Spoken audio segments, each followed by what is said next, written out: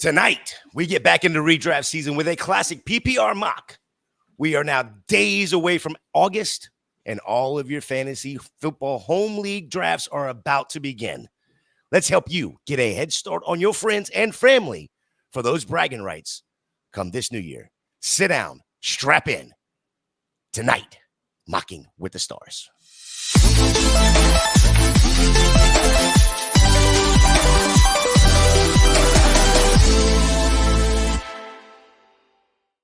Welcome back into Mocking with the Stars here on Club Fantasy FFL. Chris Battlestout at FF Chris B on Twitter. And of course, you can find me at Fantasy J77.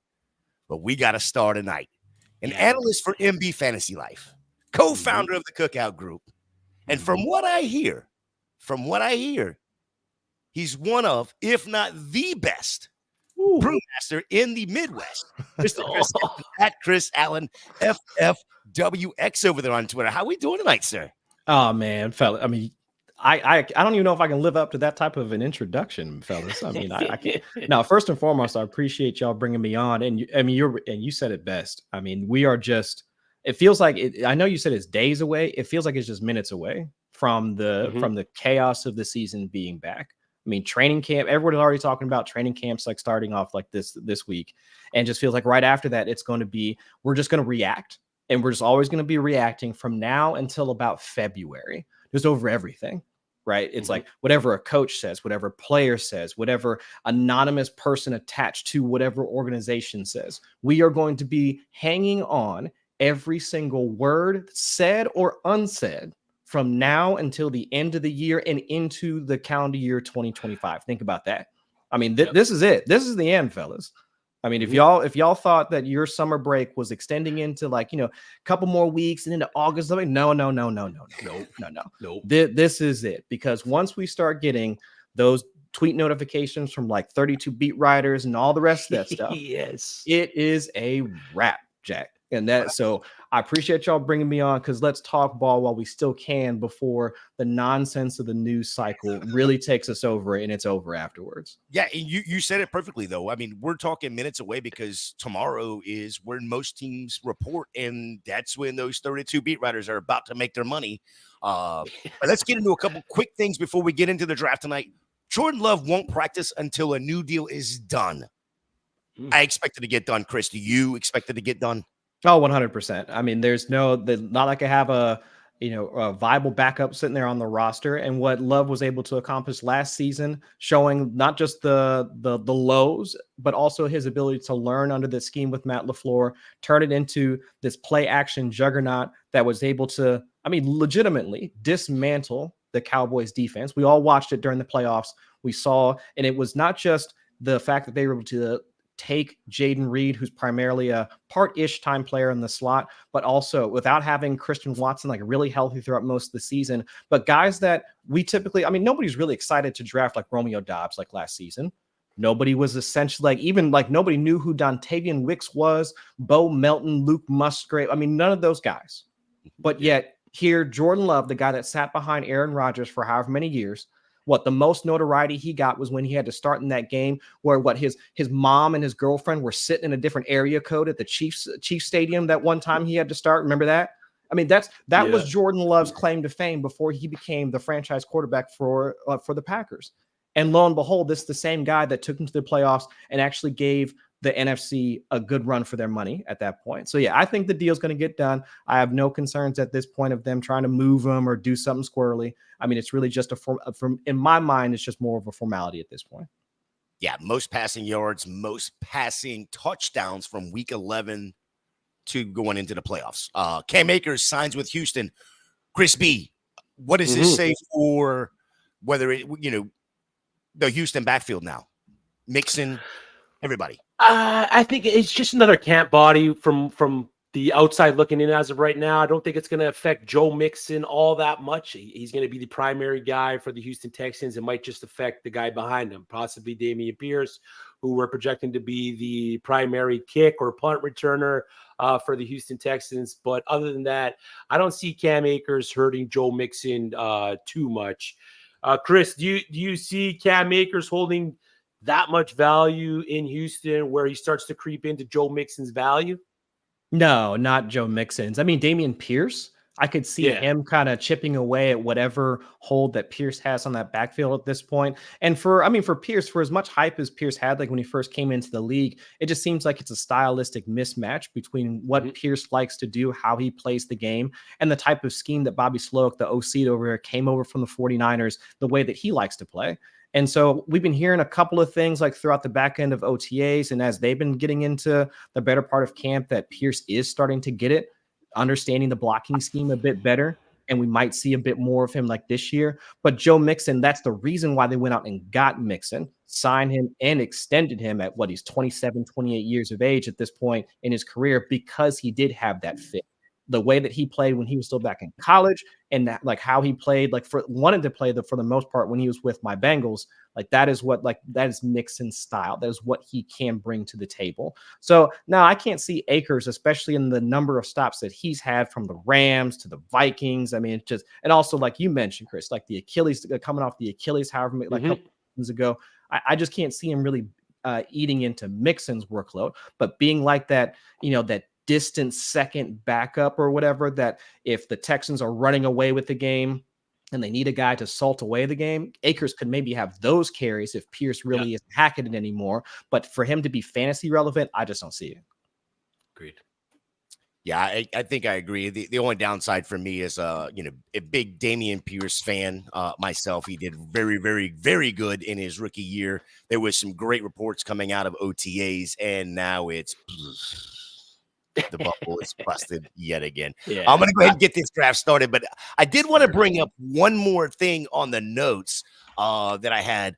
Kadarius Toney working out with the running backs seems kind of interesting there, Chris. What's your thoughts there with Kadarius Toney working out with running backs there in KC?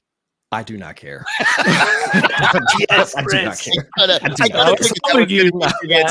to throw it on there. No, they're trying, like in my mind, they're trying to just save face over the fact that they traded for this man from the Giants. I mean, the Giants have to be just running away like, laughing. They finessed the Chiefs like on that one. Yeah. All right, they had to have known, like they knew like what I think they had a good idea of what Toney was going to be, the character that he is. And the Chiefs bought into that, and here that's where they're at right now. So no, I do not care that he's working out the running backs. I'm not drafting that man. Like, no, I'm good. Like I said, I figured that was the honest answer there. But when I saw the news that he was working out in the running back room, I was like, okay, I got to at least bring this up and see what the CA thinks. You know what I mean? So yeah. We're doing a redraft mock tonight. One quarterback PPR. I did set it as a half point tight end premium for our boy here, Battistow. He loves that tight end premium. But when it comes to redraft, what is your favorite draft slot, and then why? I think if I could get like the 4 or 5 spot, I think I'd be okay with that, because at least for in either one of those two positions, you're guaranteed at least one of the solid wide receivers that's typically available at 4. Like y'all just saw, I took Jamar Chase again. My guy. I live in like Southwest Ohio. I am a Bengals fan. I'm not a fair weathered like Bengals fan. I've been a fan like since like the early 2000s when I was going there for college. But the 4 spot guarantees you one of those guys. Like, sometimes like Tyreek Hill tends to fall, or at the very least, if you don't even want to take one of the wide receivers, you can get a solid running back there. Saw Bijan Robinson go like shortly after mine. Breece Hall also can be available. He's a viable pick as a PPR option there if you want to go running back early. So I think the 4 or 5 spot, I think, is about where I want to be. Anything past that, you are kind of projecting how the season will go, thinking about like Justin Jefferson, Garrett Wilson, Puka Nacua, all those guys that have at least some concerns about like what their offensive environment is going to be. So I think if I'm in like the 4 or 5 spot, at least it guarantees a guy I don't have too many questions about. Yeah, I like the Chase pick there at the 5 spot there, him falling to you there. news on him this over the last, I don't know, 24, 48 hours was he is going to get a contract. They're just not going to do it this year, probably. Yeah, and that's not a surprise. I mean, typically if they do deals, they do them at earlier parts of the offseason. But honestly, like I guess coincidentally, like Burrow's contract last year wasn't signed till about this time last year, if memory serves. It was like mid-July, I think, when they got Burrow's contract extension done. So I mean, with all the stuff that's been going on with T. Higgins, and their inability to get his deal done, it's not surprising me too much that they weren't able to figure out something with Chase this year. Yeah, and I'm not, like you're not worried about it right now. You still got a full 2 years under contract, and then 2 years after that they could franchise him. Not that they want to do that.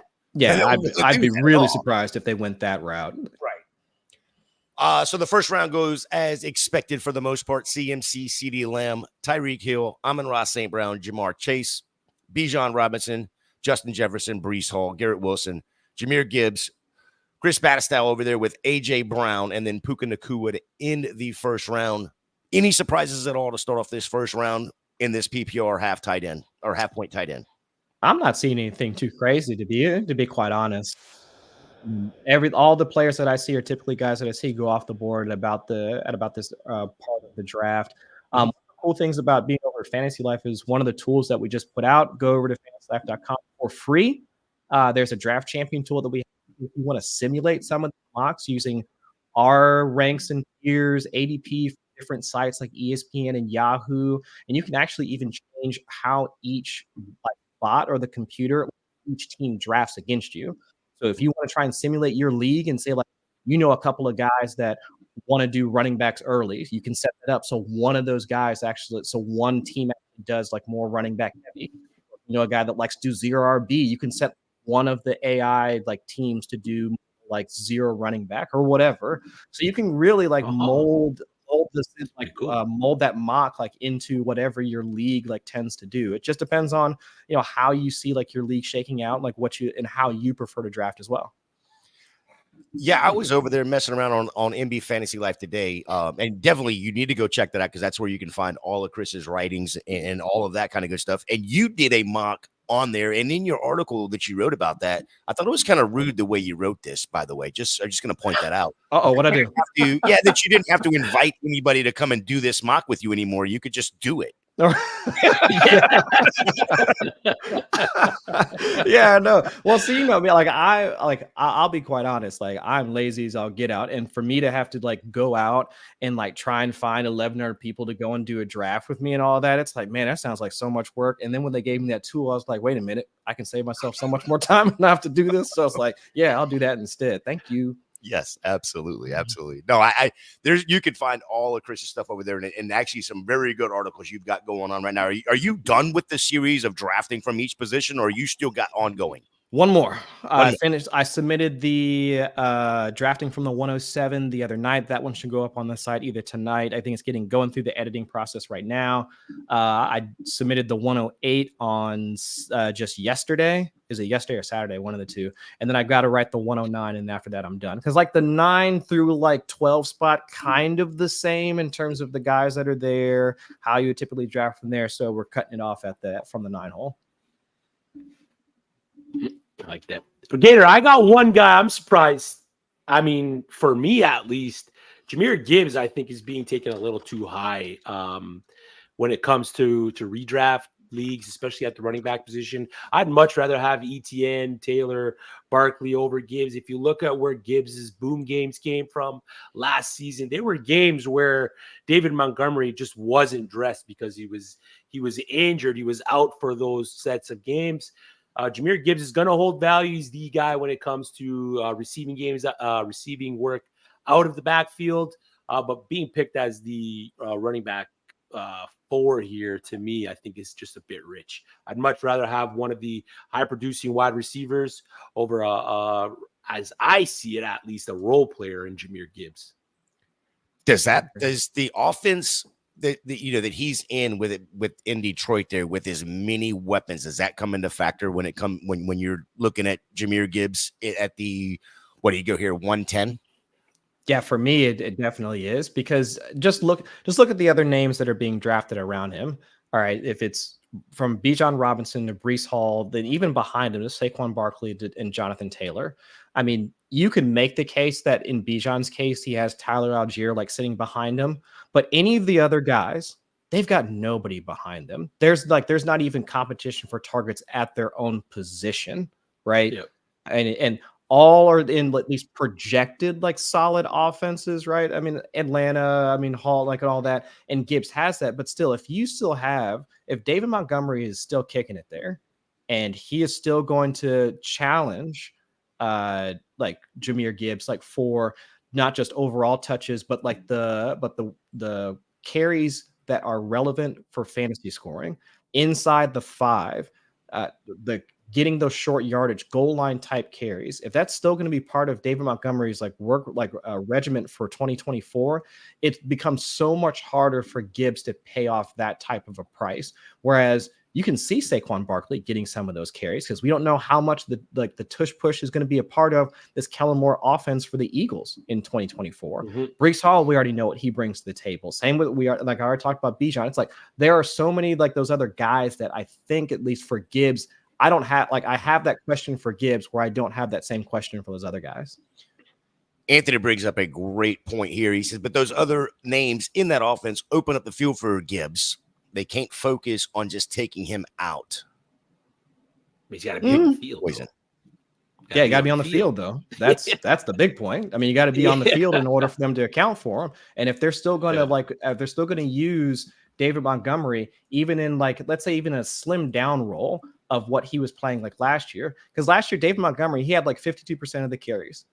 That was like when both were healthy, like he had over half of the carries, like for the Lions. So it's like, all right, so I'm already talking about a guy that's in a significant timeshare, and that's just overall. But then if you want to shift again to the parts of the like running back carries that matter inside the 5, inside the 10, it's like, man, like we're really projecting this massive leap for Gibbs where it's just that's a tough bet to make. Whereas I don't have to make that bet with Saquon Barkley. Who is Saquon Barkley's backup? Kenneth Gainwell? I mean, Boston still there? Boston Scott's in LA. He's on the Rams. LA, yeah. So it's like I don't have to make that bet like with these other guys. I know that they don't have anybody there. Yeah, I agree. I'm not hating on Jahmyr Gibbs. I'm just not comfortable. It's just his cost relative to the other guys around him. Exactly. That's it. Exactly. Nothing against Gibbs. I mean, dude is explosive as all get out. I mean, solid pass catcher. I mean, the guy can rack up yards after the catch. I mean, from an explosive run rate standpoint, he was one of the better running backs in the league last year, just as a rookie. So, I mean, he's excellent for that offense, but that offense just also happens to have a guy that's also something that they need in terms of being a really solid short yardage back. Like David Montgomery is essentially what Jamal Williams was like 2 years ago for the same team. Mm-hmm. And look what that did to DeAndre Swift. Yeah. Josh saying Gibbs is like A-Chain. Going too high in managed leagues feels like best ball targets at their current ADP. And then Anthony coming right back saying, yeah, too high for me in redraft. So technically he agrees. Upsides there if he hits a home run. I want to go back to round 2 here. Started with Drake London, Marvin Harrison Jr., Saquon Barkley, Jonathan Taylor, Brandon Ayuk, Devontae Adams, Travis Etienne, Deebo Samuel, Kyron Williams, Devon Achane. Then we have the 2 tight ends off the board here, Sam Laporta and then Travis Kelce. But I want to back up to the 2-5 here, Brandon Ayuk. I think we all saw it coming, requested the trade, but he has 0 leverage right now. Chris, are you drafting him? Ayuk? Oh, heck yeah. I mean, there's that offense doesn't work without Ayuk. Like it's good that you have a tight end like Kittle that can still plays both the blocking and receiving role with the best of them, even though he's getting a little long in the tooth. It's good to have a guy like Deebo Samuel where you want to have somebody that can motion out of the backfield and either play like that running back or what was the wide back positional term that they had for Deebo like a couple of years ago when he was talking about getting his contract restructured. But you still need your traditional X receiver. You still need a guy that can play like on the outside, go up against the team's number 1 coverage, and then either sauce them up like with the way that he can with his release techniques, or he can just like win in contested catch situations. And Brandon Ayuk's like his average depth of target, which was well over like 11 to 12 yards like last season, his yards per target was ridiculous.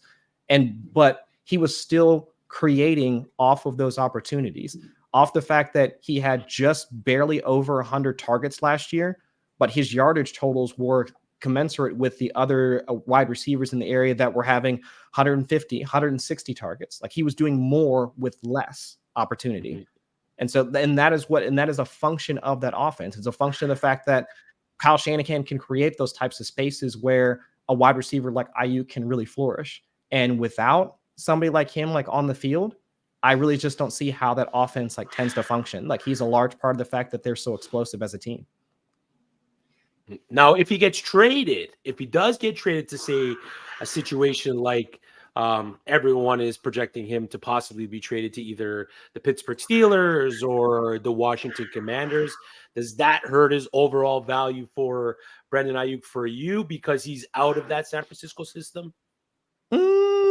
I think to some degree, yes. Like, I can understand like having some concern for him just because you're not in the same offensive environment where there's a chance you can wind up having a team where most of the time they're going to be living in the other team's red zone. And that was the case for San Francisco last year. And of course, that's what we all want. Like, for our fantasy players, we want more scoring, or at least more attempts at scoring. And San Francisco was running, they were top 5, top 6 in number of plays that they were running in their opponent's red zone just last season. So if he were to fall to, or if he were to go to Pittsburgh, and that's been like one of the rumors that's been going on for a while, or if a team like the Patriots, who I believe have both like the draft capital and I think they have the cap space in order to fit a guy like Brandon Ayuk, it'd be great. He get the volume, but a pass from Brock Purdy is not worth the same as a pass from Drake May at this point in his career. It's not the same as a pass from Russell Wilson or Justin Fields, like whichever QB that you're backing, like from the Steelers at this point in their respective careers. It just doesn't hold the same value as being a part of that system and that highly efficient of an offense that it will just wind up they can drop 30 on any team in any particular week. So like the volume, like his ability to earn targets, that will never leave. But his ability to score fantasy points like we need him to, that will always be a function of where he's at. And so San Francisco provides the most. So yeah, of course, I want him to stay there. Terrific answer. I like that. Yeah, I love that answer. I got a couple guys that I want you to look at here, comparing Brandon Ayuk to, and I went over to Fantasy Life and looked at the I don't know how y'all would classify it, but the expert rankers over there and their overalls. They currently have Brandon Ayuk as wide receiver 13 on the board. Okay. That did not happen in this draft. In fact, a couple of the guys that are ahead of him over there at Fantasy Life are behind him in this current draft here. But Chris Olave is at wide receiver 9. Would you rather have Olave or Ayuk, current situation? I think I'd rather have Olave. I think the target gap like last season between like Olave and Brandon Ayuk, it's fairly significant if memory serves. How many targets did Olave have? We're doing it live. Okay, $138 like last year. And like I was saying, like Ayuk was at like 105, I think, if memory serves. So it's like, even if Derek Carr is the one like tossing him the rock, okay, it's not the best of things, but it's like I can understand wanting to at least hitch your wagon to a wide receiver that is similarly efficient. Chris Olave, like, has from a yards per route run standpoint, has been one of the more efficient wide receivers in the league, despite the fact that he plays like more downfield threat, almost similar to what Ayuk does. And that's fine. I mean, it's more volatile from a week to week standpoint, but there's no question about who the wide receiver 1 for the Saints is at this point. Like, I'm hyped about Rashid Shaheed just as much as the next person, but we know who the team's number 1 wide receiver is. Whereas with San Francisco, Kyle Shanahan wanting to play this like almost positionless type football where you're getting Debo involved, you're getting Kittle involved, you're getting CMC involved, blah, blah, blah, blah, blah, blah, blah. I mean, that's where it becomes a little bit more of a, all right, so this week, and especially since they are more, I'll say balanced, not run heavy, but just more balanced, where you might have a week where Brandon Ayuk gets 6 to 7 targets, and then like next week he might have 3, might have 8 targets in one week, and the next week he has like 4 to 5. And so I think like from Olave's standpoint, you might have more games where the target concentration does like lean more in his direction. So like I'm fine with Olave being a few spots ahead, but I wouldn't put him above I don't know, Drake London, or like I wouldn't put him in that tier, but just like right below like those guys, I think is where Olave probably fits best. Yeah, that's interesting. Drake London is wide receiver 10 per fantasy life right now. Yeah. Marvin Harrison Jr. at wide receiver 11. Would you rather have the rookie Marvin Harrison with Kyler Murray or Brandon Ayuk in his current situation in San Francisco? I think I'd rather have Brandon Ayuk.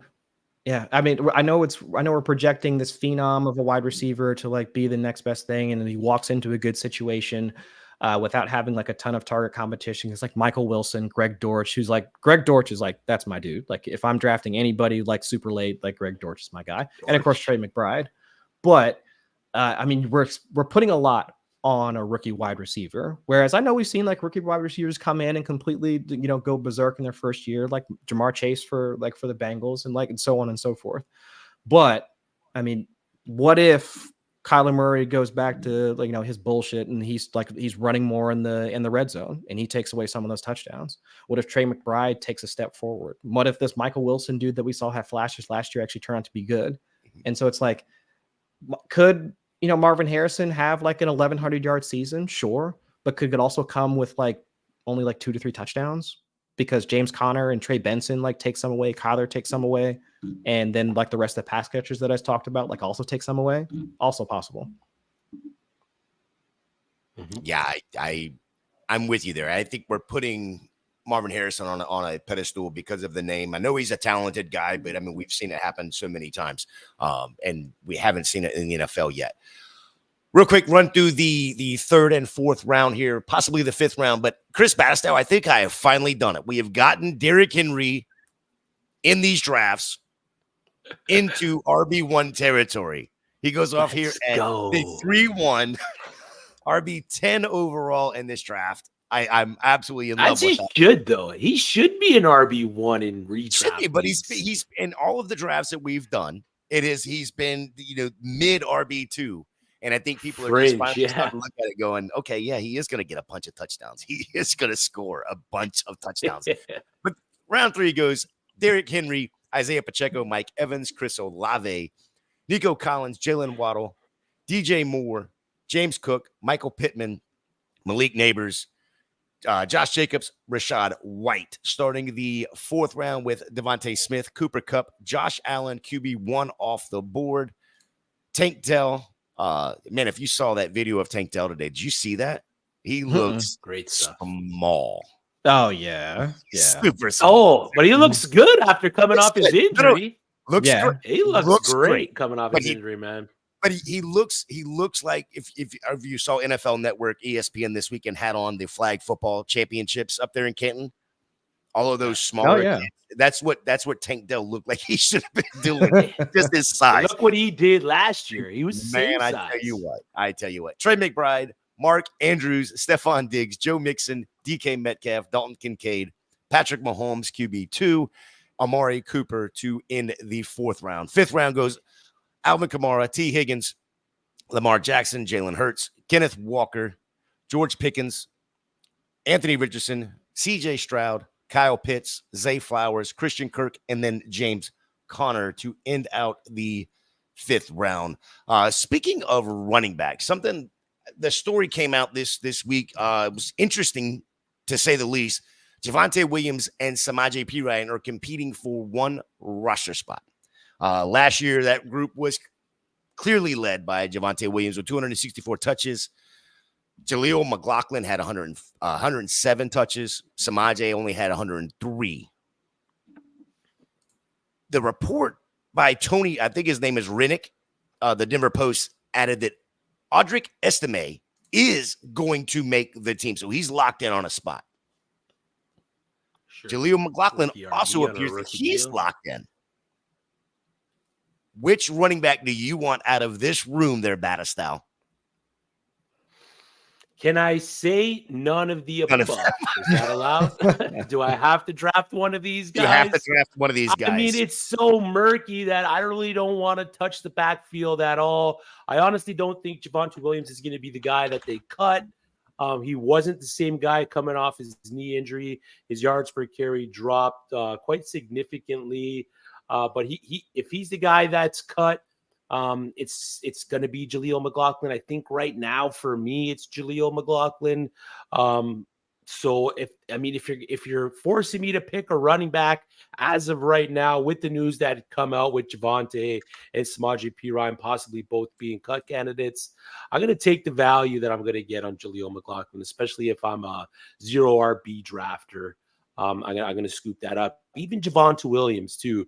If Javonte Williams does get cut and he goes somewhere where they could possibly use the legs at the position, he's another guy who you're going to be able to draft at a value. So I know it's kind of a cop-out answer. Didn't really give you a solid one, but that's all right. I know I can get a solid answer. It's just not a situation that I want to touch. The question I have, truly, honestly, is we don't think that this is going to be a real pass-happy offense this year. Mm-hmm. So you can get a great value out of a backfield. And if you're getting them late, which one of these that's where I'm going, is which one of these later picks do I want to go get? Yeah, I think it's Sean Payton just resting on his prior success, trying to be too cute with his staff here. There's that other tight end that's come out as of late. His name is escaping my mind, but hop on Sleeper, and he's the most added players, like 10, 15,000 ads. Lucas Kroll. Someone's Kroll, right? So it's just like, what are we doing here? It's just Sean Payton getting cute, man. And as a Saints fan, I got sick of it near the end of his tenure, and I'm sure the Denver Bronco fans are going to feel that too. You damn Saints fans are so bitter. It was pass interference, Gator. It was pretty blatant, like pass interference. I didn't see it. I didn't see it. I was next to the ref. Yeah. He didn't see it either. You're a Bucks fan. Of course you didn't see it. But anyways. All nothing. Chris, do you got to take on the Broncos backfield at all? Is this a situation you're not touching? No, I've actually been drafting Javonte. I'm making my bets on Javonte and Audric Estime, because either one of those two, I think, are probably the better bets to holding the most, I would say, consistent, or I would say sustained fantasy value throughout the regular season. And here's why. I mean, Jaleel McLaughlin weighs like $170 soaking wet, small dude, something like that. And it became like something of an issue when, as soon as Javonte Williams came back, his snap share almost immediately reduced, despite the fact Javonte was still coming off the injury, still trying to shake the rust off. And we didn't really see a lot of McLaughlin down the stretch last season. And so it was more like the rotation between Perine, Javonte, and even after having those massive spike weeks, what we saw from McLaughlin, it didn't really seem like they were oh yeah, it's good that we have a guy that has some speed in him, but he's not big enough. He struggles in pass protection. And especially for where Russell Wilson was at last year, they weren't really all too inclined to keep a guy that was going to be a liability in obvious passing situations. And that's where McLaughlin struggles. So I'm hard pressed to believe that Javonte is going to be the guy that they wind up cutting and just summarily going with the 6th round rookie that they just drafted in Estime. If I'm I think he was a 6th rounder. I think it was. He's 5th round. Yeah. I did his rookie profile on Fantasy Life. I think the piece came out in the March, April time frame, shortly before the draft. And he does profile as a guy that could come in and just be a early down grinder in a Sean Payton type of offense. If we think that he wants to essentially control what Bo Nix is going to be doing, from a passing standpoint, it's just all right, see the guy, throw it to him. See the guy, throw it to him. First read, go. First read, play action, go. And just point, click, shoot, if that's what he wants for Bo Nix, which is fine. Keep everything high and tight, keep the ball moving, keep everybody on schedule. That makes complete sense for what Payton will want to do with a young quarterback like Nix. I can understand that. So really, you would need a running back that's going to provide you the efficiency, the early down success rate that will then put you in let's say 3rd and 3, 3rd and 4 versus 3rd and 6 or 3rd and 8. And so with Javonte and Estime, I could see them trudging forward for 2 to 3 yards at a clip and being able to get you into those manageable type situations. And then when you really need somebody to block, you would have those guys as well in order to do that. Estime was one of the better pass blockers in the class, at least by PFF grades. So it's if you needed a guy that can do that, at least the 2 bigger backs that you have on your squad can do that. The small, tiny guy that's more of a pass catcher cannot. So that's why when I saw that report, I was just it didn't make a ton of sense to me that they would be thinking about at least releasing Javonte or letting him walk. And Josh put it right in the comments as well. I mean, like we all know that it takes a while for guys to come back from ACL tears unless you're Adrian Peterson or potentially Nick Chubb. So with how, I mean, in 2022, Javonte's like yards after contact, like per attempt was like 3.4, 3.5. And that was on like 40 to 50 snaps. And that would have ranked like top 10 amongst amongst all rushers with over 100 carries. It's like we know he's a strong rusher. We know he can be a home run hitter, and he also can be like a solid pass catcher, which being a good receiver as a running back has always been a requisite for Sean Payton offenses.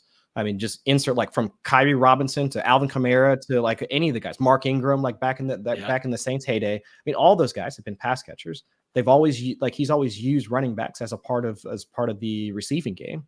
So if I can believe that Javonte or Estime are going to be part of like the early down work, then it's going to be one of those two guys, because I can't believe Jaleel is going to take over as having the early down stuff.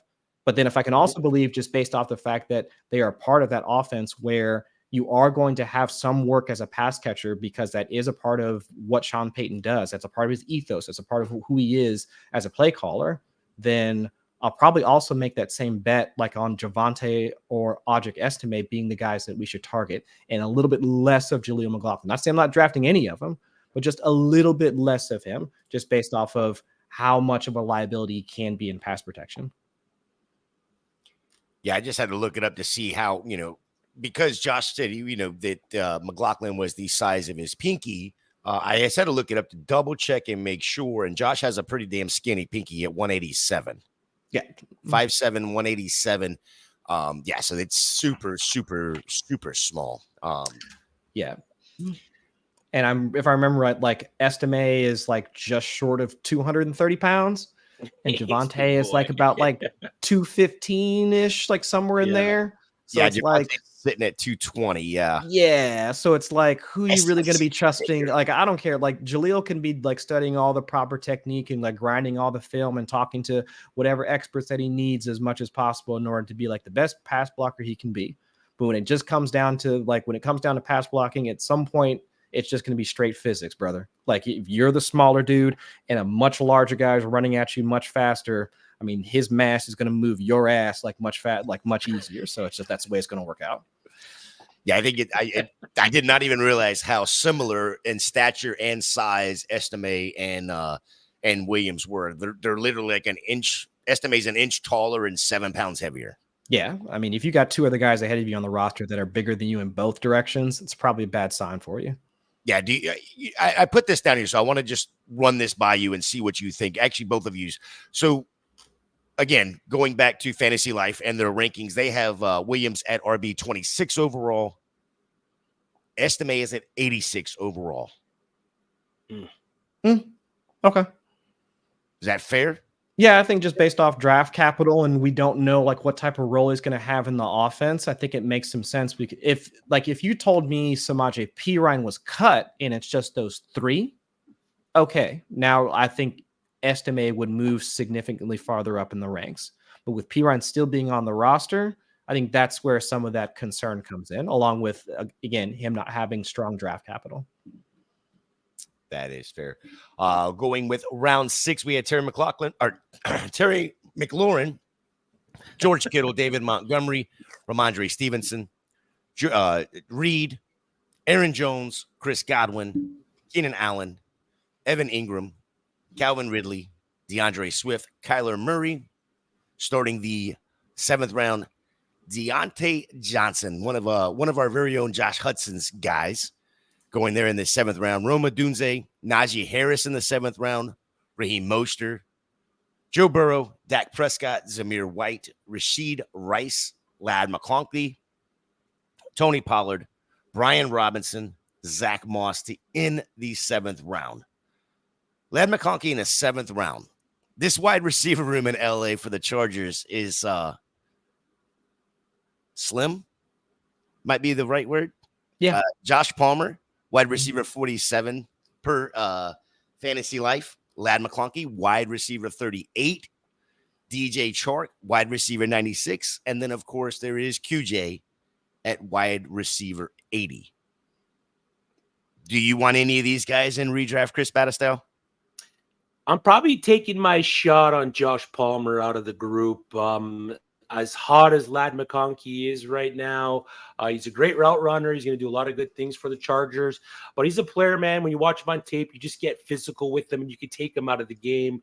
Once NFL teams kind of get a grasp on how to take Ladd McConkey out of the game, they're going to utilize that with their defense and try to get the Chargers to pivot somewhere else. I just don't know what the passing volume is going to look like for that Chargers offense. If we're looking at what history is going to tell us, they're going to pass the ball a good amount, but is it going to be enough to give us two possible fantasy relevant pass catchers out of that offense? We know that we're going to want to target the running backs. We know we're going to want to target the quarterback, because the quarterback is going to be utilized both in the air and on the ground in that style of offense. So I'm going to take the value on Josh Palmer and let everyone else reach up for Ladd McConkey. Chris Allen, sell me on QJ here. Is he even valuable in redraft at this point? I cannot sell you on QJ. I can't. I tried, Chris Battistell. I tried. I can't. Well, I guess the only thing I could sell you on is this idea that, assuming, that we're relying on historical context here to say that in this Greg Roman offense, more of a run first, won't say run heavy, but it's just more predicated on the running game. I can understand, I can get to the idea where in two wide receiver sets, because in Greg Roman offenses, as you look like when he was first with Lamar Jackson, even going back to his time, like when Roman was a part of the 49ers organization, using two wide receiver sets, having multiple tight ends on the field in order to help open up the run game. All those different formations that would require just fewer wide receivers on the field. I can see how QJ gets on. And that's where I have more of my questions about how Ladd really pays off at his current cost. Because given his size, the fact that he can play on the outside some, but it sounded like from OTAs he was primarily working out of the slot, which isn't great. But if I'm looking at two, I would say larger, if you want to have like your more physical wide receivers out there in two wide receiver sets, whether they are to block or to actually run traditional routes, I can see QJ getting some of that work, along with DJ Chark and of course like Josh Palmer. But that's the only way that I could sell QJ at this point, is that he might be the guy that they want to have out there like in two wide receiver sets. Like outside of that, it's like he needs a lot of work. You could see like from the way he was running routes, the concentration drops that he had, which again aren't sticky year over year. And the extreme case, of course, is Devontae Adams going from like a drop machine to being like one of the premier wide receivers in the league. Of course, I'm not saying QJ is Devontae Adams, but still, that's just a highlight. Drops aren't everything. Regardless, it's just hard for me to see how you go from the type of offense that the Chargers were trying to employ last season and how much he failed to now it's going to be more condensed, less volume, more predicated on we need efficient receiver play. And QJ showed none of that last year. Yeah, Anthony saying give me DJ Chark at his value. Basically, he's an easy drop. If he misses, I'd say the same thing at QJ. QJ's an easier drop. Problem with Chark for me is you never know when to start him. He seems like more of a best ball guy. Probably the same thing with QJ though. I think the guy out of this that I want is going to be Palmer, and it's simply because he's going to be the number one guy. He knows the system already. Not doesn't know the system, but he knows the quarterback already, is comfortable in that role. Even if he is a wide receiver 3 overall, he's somebody you can possibly flex. I think you're going to be flexing him over QJ and Chark more comfortably. Ladd maybe later in the season, but to start the season, I think my comfortability is going to be Palmer there. I agree. Yeah, I definitely agree with that. Like he's shown the affinity to earn targets. Like even when Keenan Allen and Mike Williams were both there. So like I think it stands to reason that he will be the guy to at least be the best or most direct beneficiary of having weaker target competition, even if they are going to pass less in 2024. get through this next round right quick here. We had a round 8 started off with Hollywood Brown, Devin Singletary, Jordan Addison, Jonathan Brooks, Jalen Warren, DeAndre Hopkins, Jake Ferguson, Xavier Worthy, Brian Thomas Jr., David Njoku, JSN, Austin Eckler. Round 9 started off with Christian Watson, Keon Coleman, Tajay Spears, Cortland Sutton, Javonte Williams, Nick Chubb, Curtis Samuel, Blake Corum, Brock Bowers, Trey Benson, Romeo Dobbs, and then Jordan Love in the 9-12 spot. I really like that value there for Jordan Love. The 9-6 spot here, we had Nick Chubb going off the board. So I'd like to get a couple players here that I have that I really, really like. Maybe they're not, the value's not right for redraft. Maybe they're more of a dynasty guy, but Nick Chubb, RB 56 per Fantasy Life. He was seen squatting more than 500 pounds just in a rehab 8 months after knee surgery. What's the value for Nick Chubb here this year, Chris Allen? I can't do it. We've seen this story play out too many times. I mean, I get it. Nick Chubb could be a freak. He could be that. He could be the athlete that makes the quick recovery. But I guess I will always bet against that. And if an outlier performance or something that we see time and time again, like not happen, like where a guy that gets hurt like that winds up being able to come back that quickly and outperform expectation. If that's what beats me, then I'll be more than happy to cheer him on and be like, hey, like that's awesome for you to be able to do something that we've seen so many other running backs or even just like athletes in general need more than 9 to 10 months to recover from. And kind of that's where I'm at. Cause like last I checked, squats don't like force you to cut or anything like that. Yes, I was gonna say. Yeah.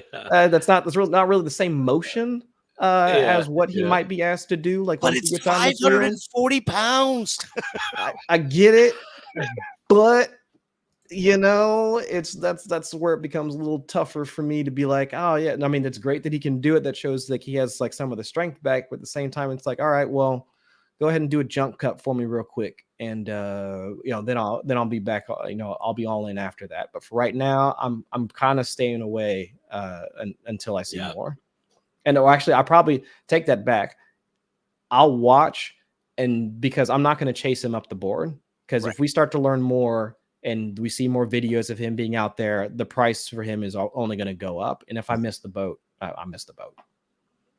Yeah, I'm okay. Yeah, I think that's fair. We got to remember, I mean, he had two surgeries this time to repair this knee. He also had a surgery in college to repair a knee as well. So, Chris, Battistow, any thoughts on Nick Chubb? Where are you at with him and his recovery? I agree with Chris, man. We're on the same wavelength. So I'm not touching Nick Chubb. I'll probably go after maybe a Donta Foreman or a Jerome Ford out of that backfield. Donta Foreman's going to be a guy they're going to be able to get at a better value. But just, again, it's another running back situation where I just don't really want a piece of it at all. The guy who drafted him, he's got Bijan Robinson and Travis Etienne. So maybe you could see it taking the risk with Nick Chubb as your RB3 there. But I'd prefer at that spot, if you're looking at the guys that went after Nick Chubb, I'd prefer a Gus Edwards. I'd prefer an Ezekiel Elliott, or maybe even a Trey Benson at that point over the risk, the high risk that you can occur with Nick Chubb on your roster. I think I'm definitely along the same lines, because think about this. So like Jerome Ford had like the best possible outcome for him last year, right? Yep.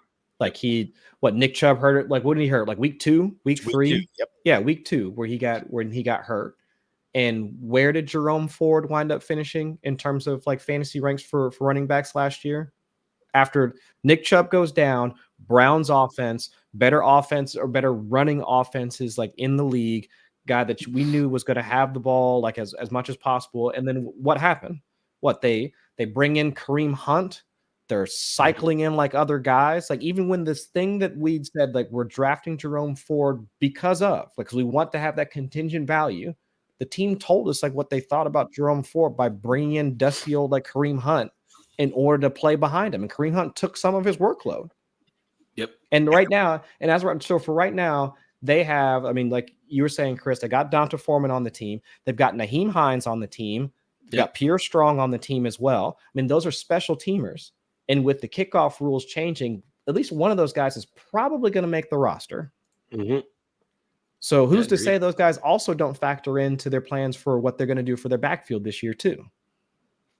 So it's not just the guys that we know are going to be a problem, like Donta Foreman sitting behind him. Like those, I mean, we know Donta Foreman's behind him, but what about those other guys that we know the team is probably going to want to keep because they do have value as special teamers? So I don't want any of that. Yeah, Jerome Ford ended up RB 16. Interesting that he, out of the 18 games, 17 games, only 8 of them did he have more than a 50% snap share. Yeah, so it's just like I guess I'm not seeing the value as much as some other folks. Yeah, that's glad you brought that up because I didn't even think about that. Next like, guy, give me Chuba Hubbard. Like, give me Chuba Hubbard instead. Yeah, Hubbard, Lloyd, maybe even Charbonnet at that point. Yeah. I was thinking if like Chuba Hubbard's sitting behind a guy that also has a busted ACL and Jonathan Brooks, it's like I could see myself like getting enough value out of Chuba, like more so than Jerome Ford, because I don't have as many questions about like if Chuba Hubbard is going to have to share the backfield, because the Panthers already told us they think Miles Sanders sucks. But they paid him. Yeah, they paid him, but it's like, yeah, we paid you, but feels like a Bobby Bonilla. Like we're not happy about it. The next guy I wanted to bring up was Marshawn Lloyd, RB 55 per Fantasy Life. Josh Jacobs goes at 311. A full 7+ rounds later, Marshawn Lloyd goes off at 11.5. But it's reportedly that he's going to make an early impact for the Packers. Thoughts on Marshawn Lloyd there, Chris Allen? Oh, he has to. At least from a philosophical standpoint, like Matt LaFleur has been one of the coaches that's been more into using like running backs like by committee. He even talked about that in his presser, like shortly after they drafted Marshawn Lloyd. It's not like they were expecting Jacobs to come in, carry the load like he did in his time, like with Las Vegas, and say that, okay, you're going to be the workhorse, and then we'll just have a guy come in and spell it. That's never been his thing. I mean, last year, like for in terms of carries, I mean, Aaron Jones, like we knew Aaron Jones like was the RB1 like for the Packers, but he only had like a 52% like share of the carries like last year, and that was with AJ Dillon more or less being phased out of the offense, right? Like we didn't see a ton of them, like the Quadzilla thing like never really panned out as much as like everybody thought it was going to. But like Jones was able to make most of his fantasy bones like as a receiver, and like while Marshawn Lloyd like he was like I would say decent pass catcher in college, he's definitely not the same in terms of the shiftiness like as Jones, but at least he's competent. At least he can be used in that way to be a good complement to Josh Jacobs, who hasn't really been much of a pass catcher in his entire time in the league. So for the way that Matt LaFleur like structures like their running game, and we've seen that historically, it's not just because of Marshawn Lloyd. It's not just because the draft capital assigned to him. It's just because that's the way Matt LaFleur has been using running back since he became a head coach or like the offensive coordinator. So yeah, I would expect him to make an impact almost immediately. And the fact that what Josh Jacobs was dealing with like a hamstring pull or something along those lines in OTAs, I mean, there's a chance at this point in his like in his old age and the number of carries that Josh Jacobs has on his body that we could see him miss a game or two. And now, like the more that I'm thinking about it, I mean, we are talking about a team that should have a solid shot at getting into the playoffs. Mm-hmm. What are we thinking about? Not let's say like I wouldn't say like take a whole game off load management type of thing. Like this is the NBA, but for a back at his age and number of carries, like do you like I would see them trying to give, let's say Lloyd, let's say 30% of the carries or something like that, so you're not putting as much wear and tear on a running back like Josh Jacobs at this point. I could almost see the same thing for Derrick Henry, but the Ravens don't have a similar running back that can take some of that workload off of him. Like I just don't see like that. Justice Hill isn't the same as Marshawn Lloyd, But I mean, I could see them trying to do the same thing where it's like, we want to make sure you're fresh in late January, like late December, early January. We want to make sure that you're good. So we've got these other guys here that we can rotate in as needed. Yeah, to your point about Derrick Henry, though, they actually do. If depending on how Mitchell comes back from his injury, yeah, and then of course you've got Rasheen Ali, yeah, right? They just going off that, but going back to Josh Jacobs for just a quick second here, a guy that missed five of the last 6 games last year due to injury. You know, that is.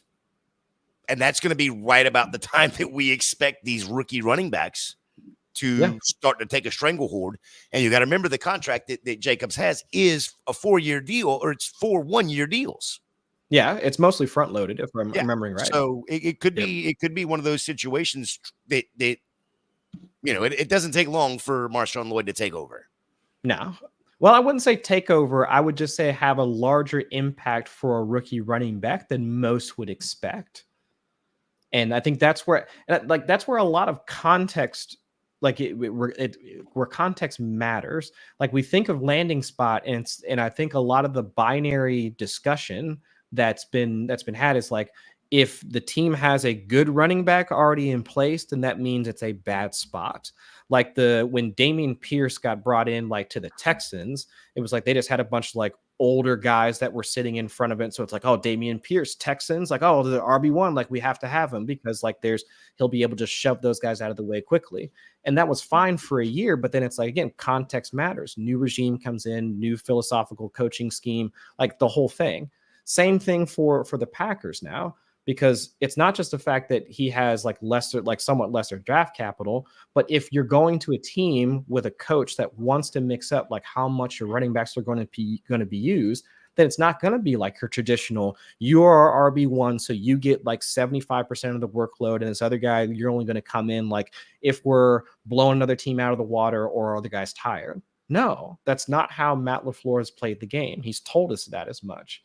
So that's where I think it's a bit different, that we have to understand what that context is of like each offense and now apply that to the types of players that are getting drafted there, where Marshawn Lloyd, all right, a little bit of a bigger back, or at least like in the range, like where if you wanted to use him on every down, you can, also a solid pass catcher. And then he goes to that situation. That should be a little bit more valuable for fantasy than I think we're kind of making it out to be.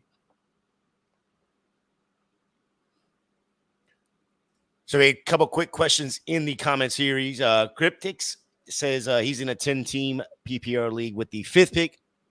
I think we kind of answered that earlier with the Christian McCaffrey, CeeDee Lamb, Tyreek Hill, Amon-Ra St. Brown, Jamar Chase. Yeah. Chase. If you, let's say Chase would probably be like my pick. Yeah.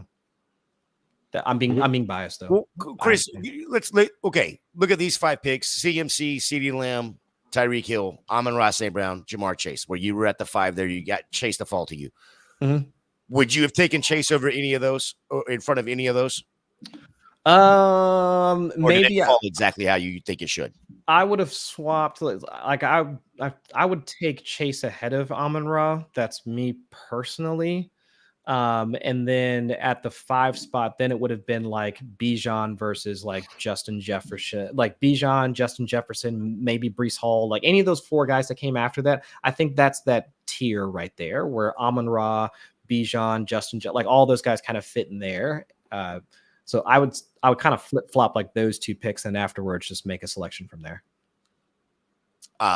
Derek had this question pop in right after we got done talking about Cleveland there. He says, do you think Cleveland is evolving into more of a pass first team instead of a run heavy when Chubb is at his best? It would make sense for them to try that. I mean, we know that, Kevin Stefanski, like where like his origins and being more, I wouldn't say like pass heavy, but at least pass minded, I guess, for lack of a better term. Like when he was like out in Minnesota before coming over to Cleveland. So I can understand like them trying to do more of a spread type offense, and the fact that they've got Amari, they bring in Jerry Jeudy, who we hope could still be like something of a route technician. And then they still have Elijah Moore still kicking there on the rosters. Like the pieces are there. I think like from a proof of concept standpoint, having those three guys plus David Njoku and not really having the threat of this premier runner, Nick Chubb, that does lend itself to them being more of a pass first type offense. But now are they going to be the same? But it all falls then on like, is Deshaun Watson still that same dude? I don't think he is at this point with the injuries and all that.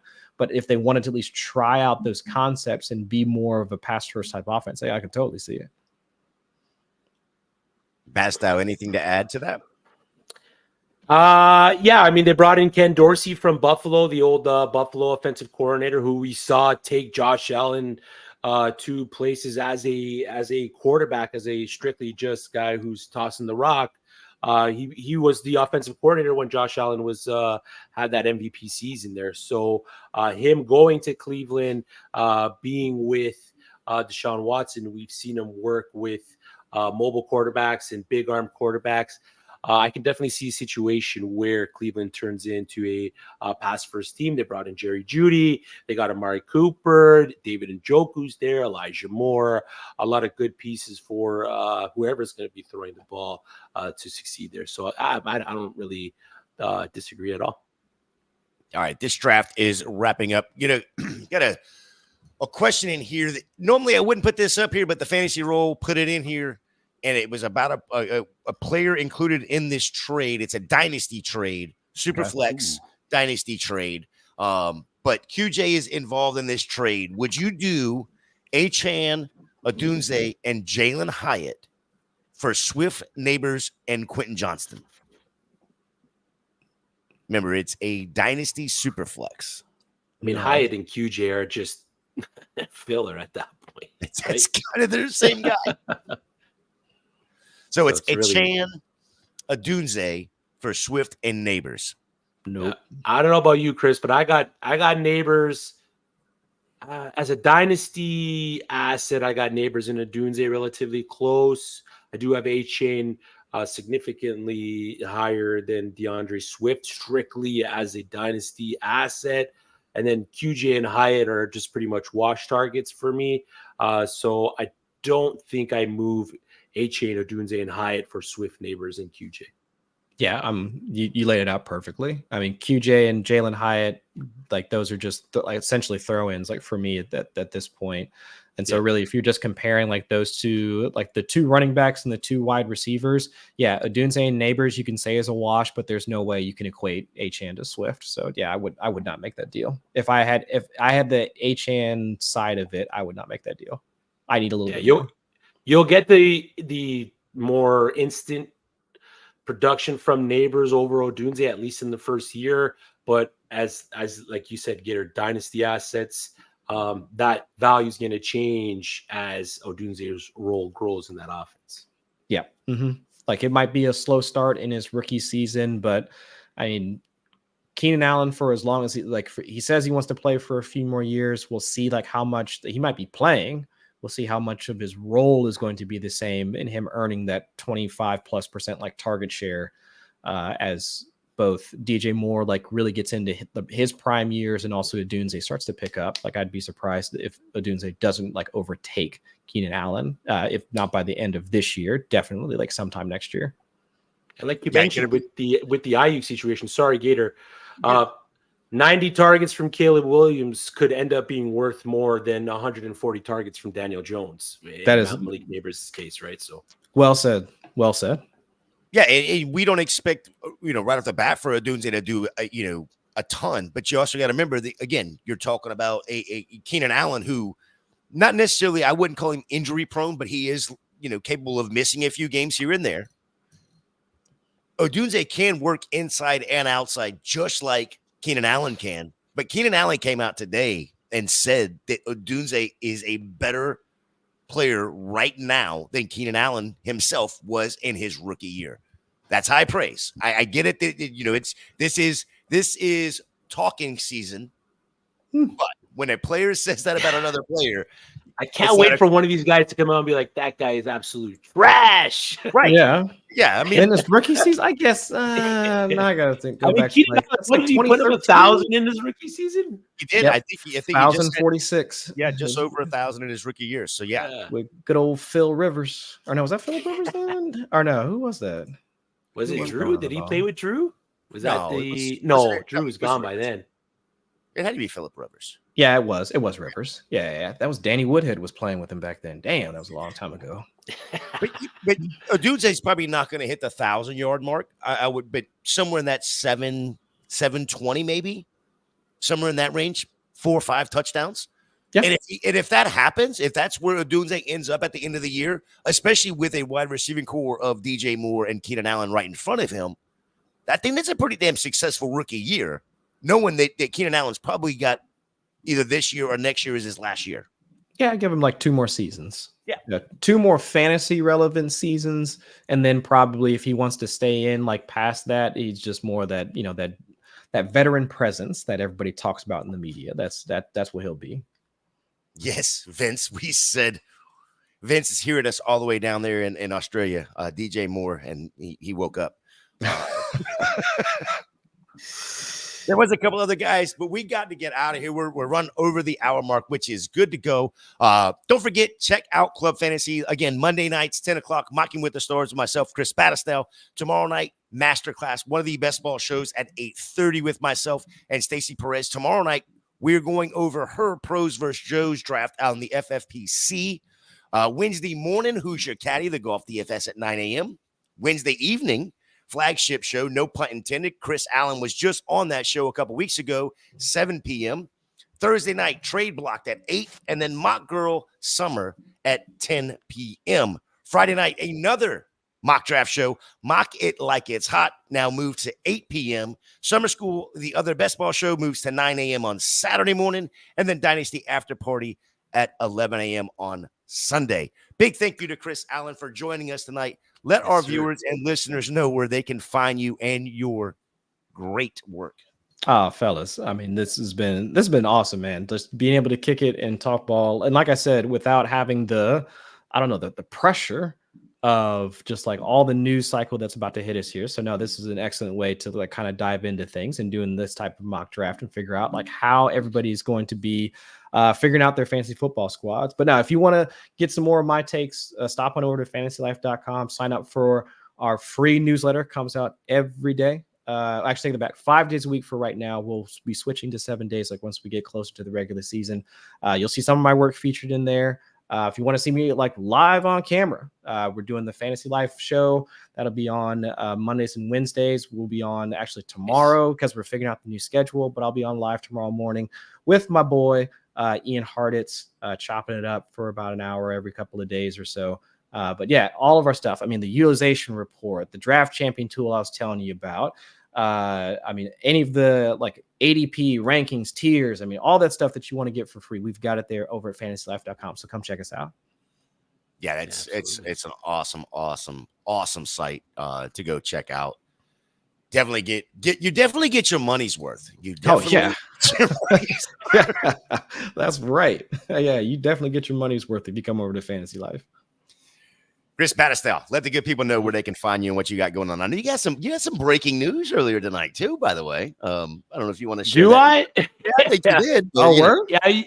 Oh no, nothing that crazy. You can find me at FF Chris B. I usually do the Fourth and Frame show. I'm not doing the Fourth and Frames anymore. I'm kind of pivoting from NFL fantasy content, moving over to college fantasy football content.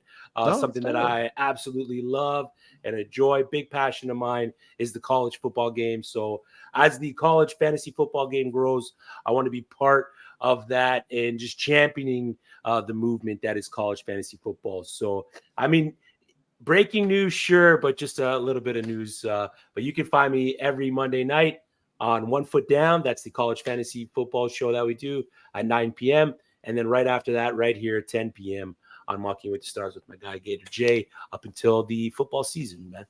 Yep, absolutely. Yes. This is such a fun show. We get to have guests like Chris and the guests that we've had all year long have been awesome, phenomenal guests. Don't forget, if you're not subscribed to Club Fantasy FFL, Go fix that right now. We are on our way to 2,000 subscribers, and we can only do that with your help. Make sure you check out all the shows here on Club Fantasy FFL, as well as all of our team's written work at clubfantasyffl.com. Oof, that's a lot to say.